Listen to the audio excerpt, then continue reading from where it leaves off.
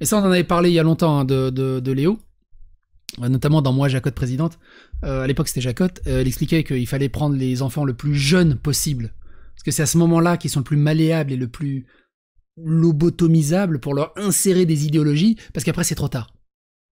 Une fois qu'ils sont grands, le cerveau est trop bien fait pour prendre ces idéologies. C'est trop tard. Il faut en faire des alliés pendant qu'ils peuvent les reprogrammer. Je trouve ça ouf. Je trouve ça ouf. Et c'est dans la première vidéo, un psychodélique et le bouseux Jacotte, elle avait fait une vidéo avec le bouseux pour me calomnier. Et dedans, elle expliquait que elle me détestait parce que j'avais critiqué un de ses auteurs préférés, Paul B. Preciado. Paul B. Preciado, il dit ceci. Et vous allez voir qu'on retrouve le discours justement de Léo. C'est-à-dire que on est hétéro, mais c'est pas assez, surtout à notre époque. Il faut devenir homo, lesbienne, trans par politique pour lutter contre l'hétéropatriarcat. C'est politique. C'est pas un choix ou une sensation qu'on a à l'intérieur, est-ce qu'on se sent plus femme ou... Non, c'est un choix politique. Et Léo s'inscrit là-dedans. Écoutez ce passage. Tinence et par l'homosexualité. Ah oui, c'est ça, donc on en vient. Donc, on est... Ah oui, à l'époque, j'avais un peu mal réglé mon micro. Pas homosexuel ou hétérosexuel ou bi ou genre de par notre nature ou de par une orientation sexuelle qui est innée chez nous de par la naissance, ou non, on est dans la sexualité est une construction sociale et surtout, si je comprends bien, un acte profondément politique. Donc, en tant que citoyen entier, il appelle toutes les femmes à s'affirmer en tant que citoyennes entières et non plus comme des utérus productifs. Comment faire ça? Tout simplement par l'abstinence et par l'homosexualité. Mais aussi par la masturbation, la sodomie, c'est bien, maintenant il est devenu garçon, donc ça l'arrange, le fétichisme, la coprophagie. La coprophagie consiste à consommer des matières fécales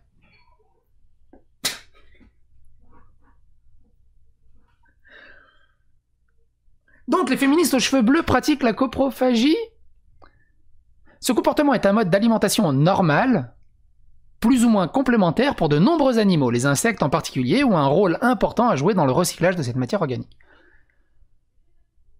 La zoophilie? Pourquoi pas? Parce qu'ils ont besoin de soutien. Et l'avortement. Comment tu peux mélanger l'avortement, la zoophilie, la coprophagie là-dedans? C'est de la folie. Donc ça, c'est son maître à penser que j'ai critiqué, et c'est suite à cette vidéo qu'elle a vraiment pas aimé, parce que j'ai lu sa page Wikipédia. Et donc, c'est un discours qu'elle tient justement ici. Elle était passée chez la radio libre de Zioclo pour expliquer que être trans, c'est avant tout une étiquette politique. C'est génial, c'est à partir de quel moment on décide qu'une personne est trans?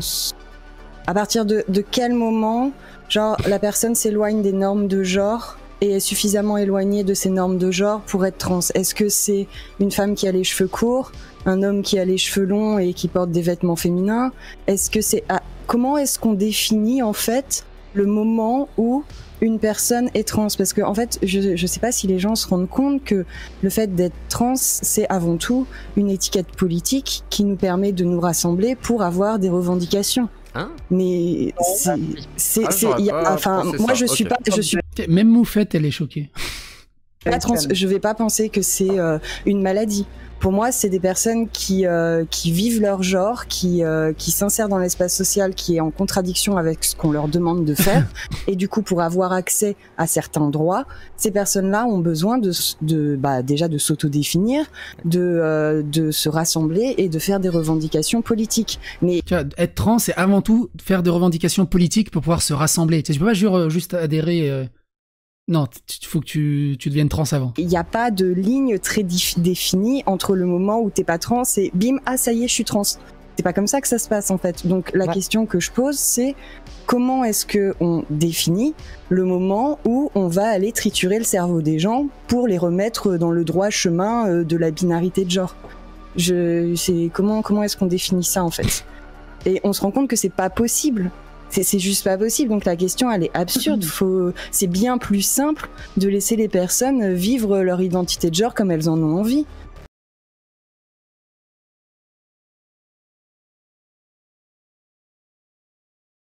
La gauche, c'est quand même ce changement de paradigme qu'on trouve par exemple publié le 14 janvier 2014 par Béatrice Preciado, un ou une philosophe, un personnage qui a changé de sexe, mais je suis désolé, je ne sais plus dans quel sens, mais peu importe.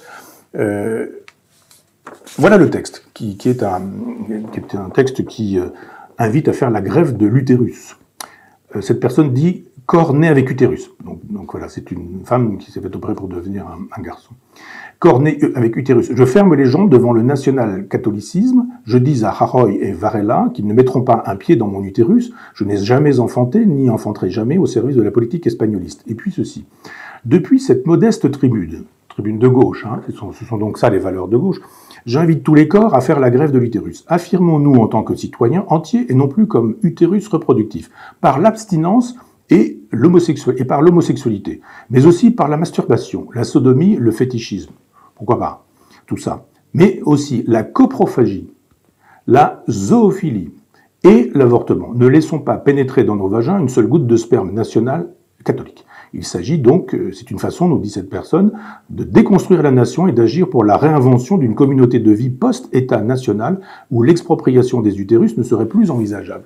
J'ai mis l'hypothèse que peut-être le fait de manger ses excréments, ou les excréments des gens qu'on aime, ou de sodomiser son chien, son chat ou son poisson rouge, ne sont peut-être pas des horizons indépassables de la gauche et qu'on n'a peut-être pas forcément contribué à la grande histoire de la gauche quand on a détruit cette gauche en 1983, quand on a fait l'éloge de Margaret Thatcher, c'était à l'époque le héros, l'héroïne de ces gens-là, les Julie et les Geoffrin, quand on a accompagné tous les renoncements de cette gauche socialiste, quand on a estimé que pour vraiment marquer sa différence avec Giscard, le giscardisme, alors qu'on faisait sa politique, il fallait juste inviter effectivement à bouffer la merde de ses copains ou à sodomiser son chien. J'estime que quand on a pensé qu'il était de son devoir de conduire la gauche sur ce terrain-là, on est bien mal placé pour estimer qu'on est celui qui pourra redonner à la gauche ses lettres de noblesse.